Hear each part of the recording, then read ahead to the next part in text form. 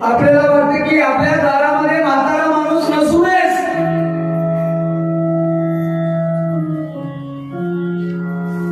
काही काही माता मावलेना सासू आवडत नाही, सासरा आवडत नाही, मला इथल्या सोडून सासूही आवडत नाही ना सासराही आवडत नाही मला. जसा तुम्हाला माता मावलेना आपल्या आई वडील जसे आवडतात ना, तसंच त्या मुलांना आपल्या नवऱ्याला त्याचे आई वडील आवडत असतील ना, नाही का?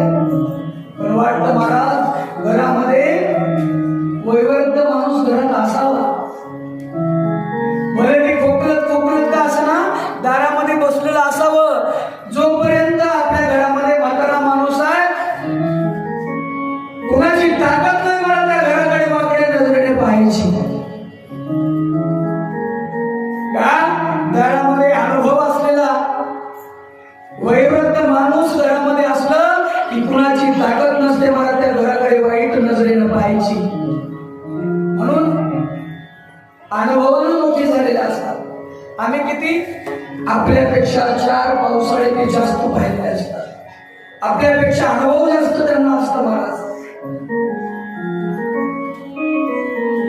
पण ते गजेंद्राची बायको म्हणायला लागली सोडा म्हणे.